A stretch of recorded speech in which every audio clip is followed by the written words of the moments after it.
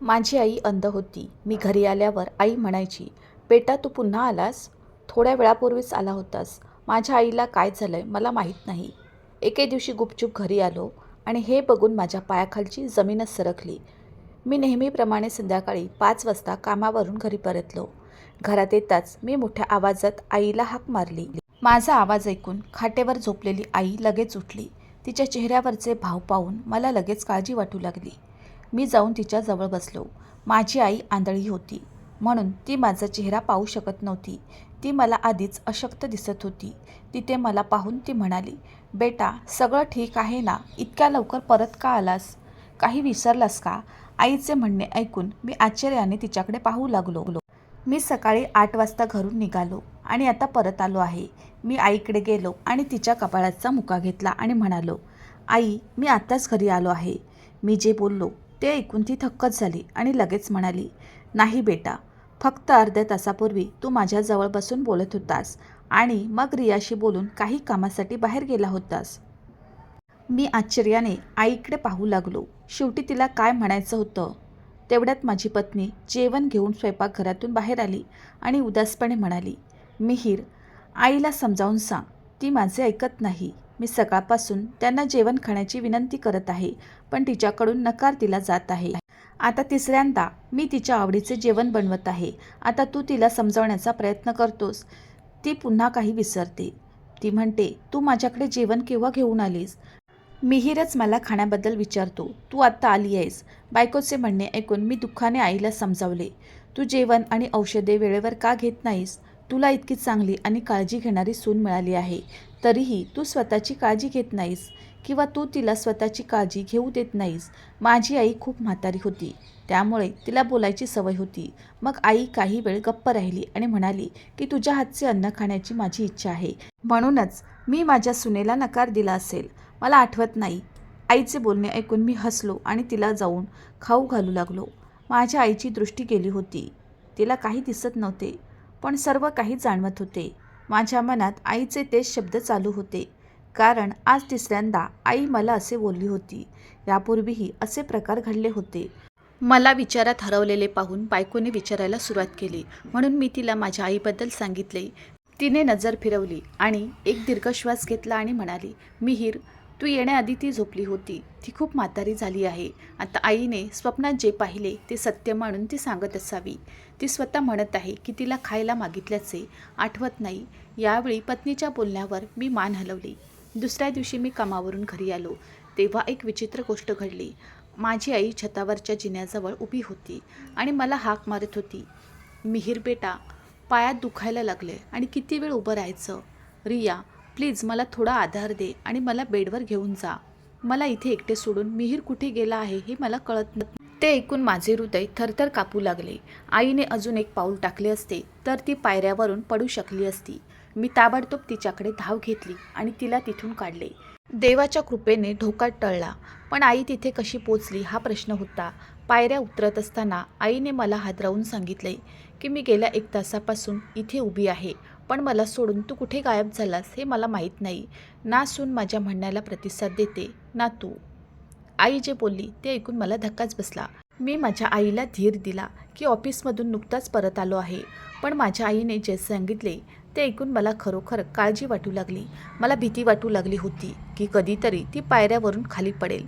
माझी अडचण पाहून माझी बायको पण अस्वस्थ झाली आणि मग ती माझ्या आईला तिच्या खोलीत सोडायला गेली आणि तिला म्हणाली, "आई, मी तुला तुझ्या खोलीत बसवले आणि आंघोळ करायला गेले.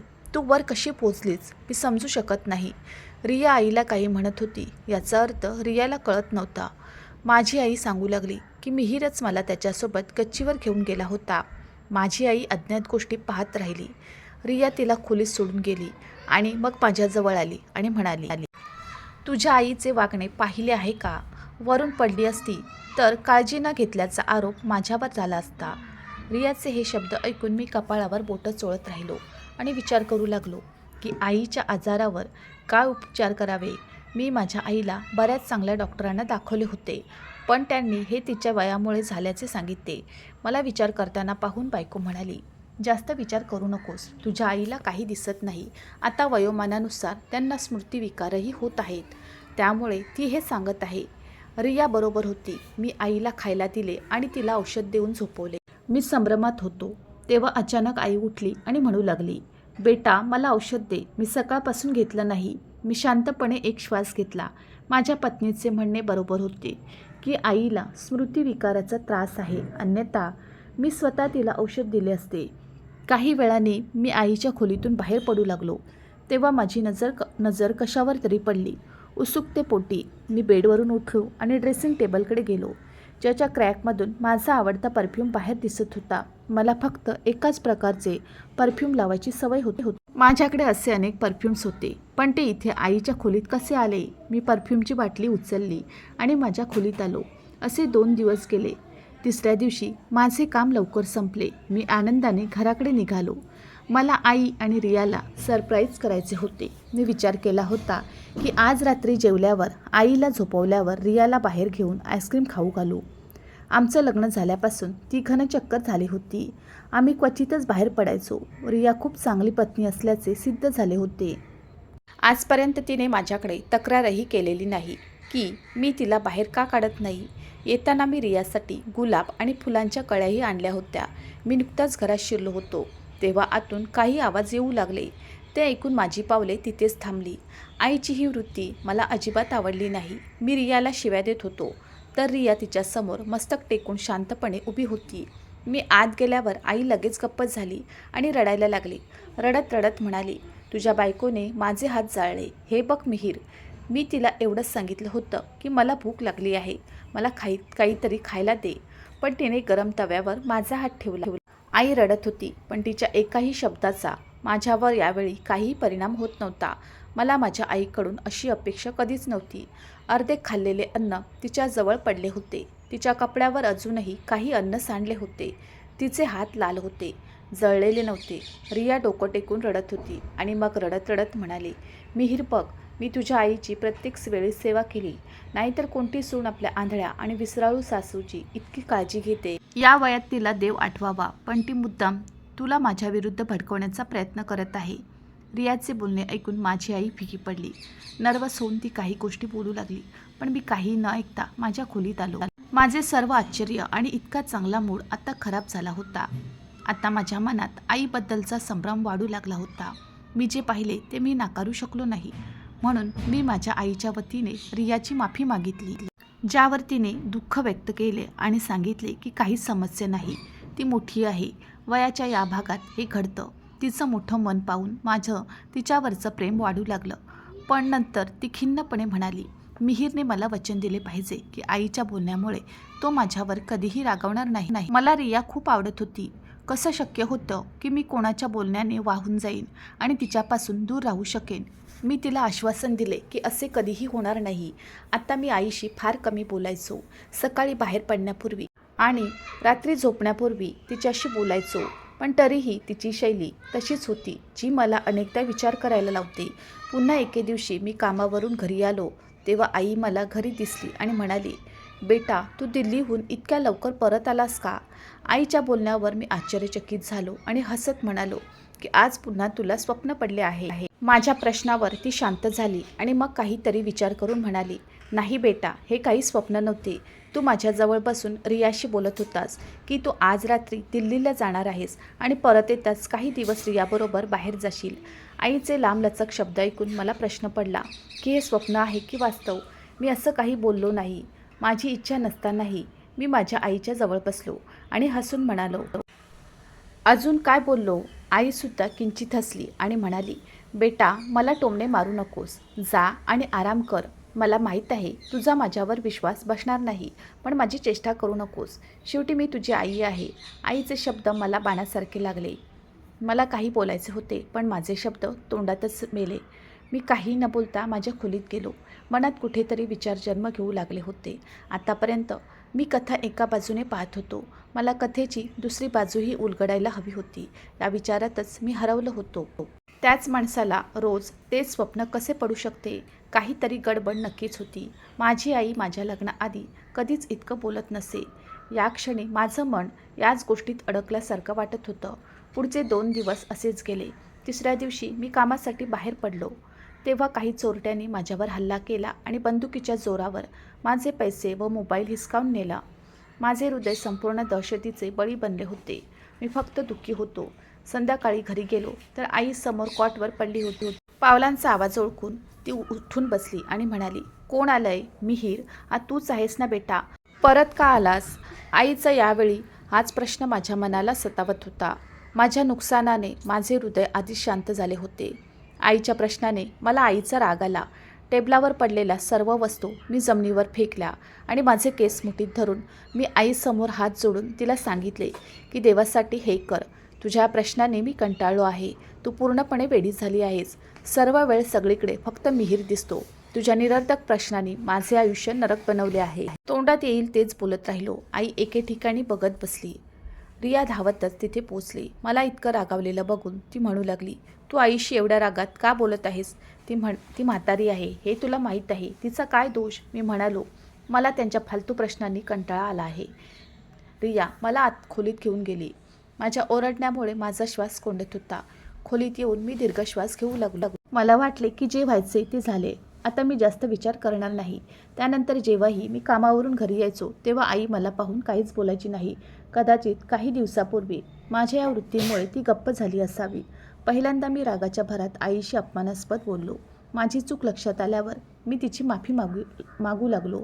तिने स्कार्फच्या पल्लूने तिच्या डोळ्यातील अश्रू पुसले आणि मग म्हणाली, "काही हरकत नाही, तुला तुझी चूक कळली आहे. चांगली गोष्ट आहे." माझ्या मनात एक विचित्र अस्वस्थता पसरली होती. मी आजूबाजूला पाहिले. माझी पत्नी कुठे होती? स्वयंपाकघरही रिकामेच होते. मी तिला अनेक वेळा फोन केला पण प्रतिसाद मिळाला नाही. मी आश्चर्याने तिथे उभा होतो. मग आई भिंतीचा आधार घेत माझ्या खोलीत पोचली आणि म्हणाली, "बेटा, रिया तिच्या आईवडिलांच्या घरी गेली आहे. विसरलास का? काही वेळापूर्वी तू स्वतः तिला घ्यायला आला होतास." आईचे शब्द माझ्या अंगावर बॉम्बसारखे पडले. मी आश्चर्याने आईकडे पाहू लागलो. माझा मोबाईलही चोरीला गेला होता. नाहीतर मी रियाला फोन करून आई वडिलांच्या घरी जाण्यापूर्वी माझी परवानगी का घेतली नाही असे विचारले असते. अचानक मला आठवले की कपाटात एक जुना नोकिया फोन पडलेला होता, जो मी स्मार्टफोन घेतल्यानंतर बंद करून ठेवला होता. त्यात माझे जुने BSNL सिम कार्ड देखील होते, जे मी वर्षातून एकदा रिचार्ज करायचो, जेणेकरून त्याची वैधता संपुष्टात येऊ नये, जेणेकरून मी ते काही दुर्गम भागात वापरू शकेन. पण तो जुना मोबाईल कायम नजरेपासून दूर राहिला. मी तो जुना मोबाईल चालू केला. सुदैवाने त्यात बॅटरी पॉवरची एक काडी शिल्लक होती. मी मग रियाला फोन केला. तो रियाने काही वेळाने उचलला. कदाचित तिने माझा BSNL नंबर तिच्या मोबाईलमध्ये ठेवला नसेल. मी रियाच्या आवाजावरून अंदाज लावला. "बरं." मी रियाला तिच्या माहेरच्या घरी जाण्याचं कारण विचारलं. तेव्हा ती म्हणाली की तिची आई खूप आजारी आहे, म्हणून ती लगेच तिच्या माहेरच्या घरी गेली. आता ती 2-3 दिवस तिथेच राहणार आहे. तिच्या राहायला माझा काही आक्षेप नव्हता, पण आईचे काही विचार मनात घुमत होते. काही दिवसापूर्वी तिने जे सांगितले होते ते आज खरे ठरले. हा योगायोग होता की त्यात काही तथ्य होते. मी समजू शकलो नाही. माझे मन प्रचंड निराशेने भरले होते. मी इतर कशाचाही विचार करणे सोडून दिले आणि माझ्या आईला भूक लागेल याचा विचार न करता माझ्या पलंगावर शांतपणे झोपलो. 2 दिवस मोठ्या कष्टाने गेले. आज रियाला तिच्या आईवडिलांच्या घरून परतायचे होते. मी आनंदी होतो, पण आजचा दिवस माझ्या आयुष्यातील सर्वात वाईट दिवस असणार आहे हे मला माहीत नव्हते. ऑफिसमधल्या कोणत्याही कामात माझं लक्ष लागत नव्हतं. माझ्या आठवणीनुसार आज खूप वर्षांनी मला माझ्या बॉसकडून कामात मोठी चूक झाल्यामुळे ओंगळवाणी शिवीगाळ झाली. आज काम करण्यापेक्षा अर्धा दिवस सुट्टी घेतली तर बरे होईल असा विचार करून साहेबांना सांगितल्यावर मी गाडी घेऊन घराकडे निघालो. माझी गाडी घरापासून काही अंतरावरच होती. तेव्हा माझ्या नसात रक्त गोठवणारे दृश्य मी पाहिले. माझी पत्नी रिया एका मुलासोबत गाडीतून खाली उतरली होती आणि आता दोघेही घराच्या आत जात होते. माझे मन पूर्णपणे सुन्न झाले होते. हा मुलगा तिचा भाऊ किंवा नातेवाईक नव्हता. मोठ्या कष्टाने स्वतःवर ताबा ठेवत अर्ध्या उघड्या दारातून मी शांतपणे घराचे आतील दृश्य पाहत होतो. मग दुसरा धक्का माझी वाट पाहत होता. माझी आई कोणाशी तरी बोलत होती आणि तो माणूस माझ्या आवाजात तिच्याशी बोलत होता. मी स्तब्ध झालो आणि शांतपणे सर्व काही ऐकत तिथेच उभा राहिलो. माझी आई रियाकडे पाणी मागत होती. ती बेशुद्ध अवस्थेत पडून असताना रियाने पाण्याचा ग्लास भरून आणला आणि आईच्या डोळ्यात पाणी शिंपडायला सुरुवात केली आणि मग तो हरामखोर हसला आणि म्हणाला, "कबाबमधली ही हड्डी कधी मरेल मला माहीत नाही. देवाचे आभार ती आंधळी आहे, अन्यथा तिने हे रहस्य फार पूर्वीच उघड केले असते. माझ्या बायकोच्या बोलण्यावर तो माणूस जोरात हसत होता. जणू माझ्या हृदयाचा ठोकाच विसरला होता. माझी पत्नी त्या अनोळखी व्यक्तीचा हात धरून हसत उभी होती. माझ्या मनात वादळ चालू होते. माझी बायको माझा एवढा विश्वासघात कसा करेल याचा विचार मी कधीच केला नव्हता. मला आता हे सगळं सहन होत नव्हतं. मी पूर्णपणे संवेदना गमावून बसलो होतो. जणू काही माझ्या रक्तवाहिन्यांमधून लाल गरम लोखंडासारखे गरम रक्त वाहत होते. मी लगेच पुढे सरकलो. घरात गेलो. त्या माणसाला कमरेला धरून मारहाण करू लागलो. मला तिथं पाहून रिया बर्फासारखी गोठली, तर माझी आई आंधळी अर्धचेतन अवस्थेत आवाज ऐकून घाबरून रडू लागली. मी त्या माणसाला मारले आणि त्याला तिथे फेकून दिले आणि मग एका कोपऱ्यात घाबरून उभ्या असलेल्या रियाच्या दिशेने चालू लागलो. माझ्या डोळ्यात दुःखाचे आणि रागाचे अश्रू तरळत होते. जिथे मला कमीत कमी अपेक्षा होती तिथून माझी फसवणूक झाली. ती घाबरून माझ्या पाया पडली आणि माफी मागू लागली. ती रडत म्हणाली, मला माफ कर, माझी चूक नाही, हा मुलगा मला फसवत होता, मी फक्त तुझ्यावर प्रेम करते. तिचे असे शब्द ऐकून तो मुलगा लगेच म्हणाला, लबाड मुलगी, ना तू तुझ्या नवऱ्याशी विश्वासू होतीस, ना माझ्या प्रेमाचा आदर केलास. लग्नाआधीही तू मला लाईक करायचीस, हे तू त्याला का सांगत नाहीस? आणि मी यायचो, रोज भेटतो. इतक्या सहजतेने माझ्यावर चिखल फेकून तू स्वतःला बाजूला करतेस. त्या अनोळखी मुलाचे आणखी शब्द ऐकले असते तर कदाचित माझे हृदय फुटले असते. मी त्याच्या दिशेने जाण्याआधीच त्याने स्वतःला सावरले आणि तेथून पळ काढला. रिया भीतीने चेहरा फिकट करून माझ्याकडे बघत रडत होती. मला तिचा एका क्षणात तिरस्कार वाटू लागला. इच्छा नसतानाही मला अश्रू आवरता आले नाहीत. कधी ती माझ्या आईच्या पाया पडत होती, तर कधी माझ्या पाया पडून विनवणी करत होती. या कारणामुळे मला माझ्या आईवर संशय आला. थरथरत्या ओठाने मी तिला म्हणालो की आता तुला थप्पड मारण्यासाठी, माझे हात घाण करण्याच्या तू लायकीची नाहीस. तू माझ्याशी विश्वासघातकी वागलीस, माझ्या आईला त्रास दिला आणि मला तिच्या विरुद्ध केले. मी त्या क्षणी माझ्या पत्नीला घराबाहेर हाकलून दिले. ती रडतच परत आली आणि आईला पाणी दिले आणि मग तिच्या पाया पडून किती वेळ रडत राहिली कुणास ठाऊक. ती मला प्रत्येक वेळी सत्य सांगूनही तिच्या बोलण्यावर माझा विश्वास बसला नाही. आईने मला जवळ बसवले आणि माझे अश्रू पुसले आणि म्हणाले, बेटा, तुझे घर वाचवण्यासाठी मी इतके दिवस गप्प बसले होते. तुझ्या बायकोने मला वेळेवर जेवण दिले नाही, औषध दिले नाही. मला माहीत नाही की तिने मला जबरदस्तीने कोणती गोळी खाऊ घातली. त्यानंतर मला असे वाटले की माझे डोके हवेत फिरत आहे. मी फालतू बोलायचे, पण त्या गोष्टी बऱ्याचदा खऱ्या होत्या. ती मला सांगत होती की रिया की तिला दिवसभर उपाशी ठेवायची. तेव्हा आई म्हणाली, पण हो, येण्यापूर्वी माझ्यासमोर जेवण ठेवायची. तो माणूस होता आवाज काढण्यात पारंगत, त्यामुळे तो माझ्या आईसमोर माझा आवाज काढायचा आणि तिच्याशी बोलायचा. माझ्या बायकोशी त्याचे सर्व प्रकारचे संबंध निर्माण झाले होते. माझ्या आईला झोपेचे औषध दिले जायचे. बायको मला खायला बळजबरीने घालायची. आई रडत रडत मला सर्व काही सांगत होती. मग ती म्हणाली, तुला माहीत आहे बेटा, तिच्या वृत्तीने मला त्रास दिला नाही, तर तुझ्या बोलण्याने. ती अनोळखी होती, पण तू माझा मुलगा होतास. माझ्या आईच्या प्रेमाने ओतप्रोत भरले. हे शब्द ऐकून माझे शरीर थरथरले. मी खूप रडायला लागलो आणि तिची माफी मागितली. तिने मला पुन्हा मिठी मारली. काही आठवड्यात मी रियाला घटस्फोट आणि तिच्याशी सर्व संबंध संपवले आणि माझ्या आईची काळजी घेतली. मी तिच्यासाठी एक नर्स ठेवली. बरीच वर्षे उलटून गेली. मी रियापासून विभक्त झालो. माझी आई म्हणते की मी पुन्हा लग्न करावे, पण कसे तरी माझे मन सहमत नाही. मला किंवा माझ्या आईच्या बाबतीत असे पुन्हा घडावे असे मला वाटत नाही. पूर्वी जसे घडले होते तसेच.